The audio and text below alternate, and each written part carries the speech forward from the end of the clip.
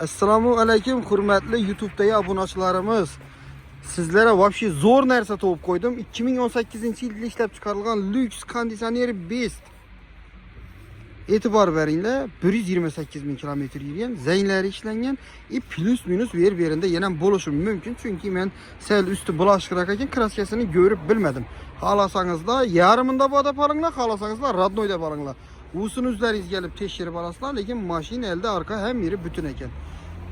Endi bu narsani sizlere eldinden to'lovsiz qo'yib beramiz. Eldinden 1000 so'm pul bermaysizlar, oylik to'lovi 3 ile 2 milyon 300 ming so'mdan chiqadi, 4 ile 1 milyon 900 ming so'mdan chiqadi.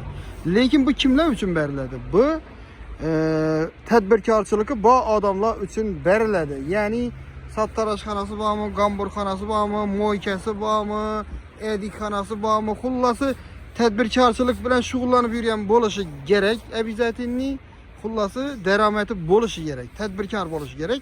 Shunday odamlara yakka tadbirkorchilikka beriladi. Lekin firma nomeri bo'lmaydi. E'tibor beringlar, ish uzunligining nomeri bo'ladi, oddiy bo'ladi.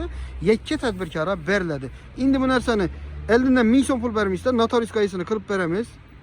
Plus nomerini olib beramiz, garova qo'yib beramiz, sug'urtasini to'lab beramiz. 1 so'm pul bermaysizlar, oylik to'lovi yana 2 milyon 300 ming so'mdan chiqadi. Qani yana neydi bu 18-yil Matiz'ni 1 milyon 900 ming so'mdan 4 ile eldinden 1000 so'm pulsiz. 3 ile 2 milyon 300 ming so'mdan 2 milyon 300'den ham az chiqadi.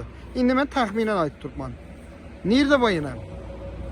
Hurmatli obunachilarimiz, Qo'shko'pir avtoliderda 24 soat ishda bo'lamiz. Bemalol kelib mashinani ko'rib tekshirib olishlaringiz mumkin.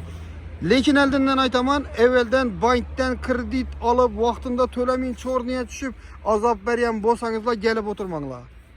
Katımlarınız taze bo'lishlari kerak, обязательно vaqtında kredit to'lagan bo'lishlaringiz kerak, ili adlarınızda kredit bo'lmasligi kerak. Hammalaringizga rahmat, hammangizni Qo'shko'pir avtoliderda kutib qolamiz.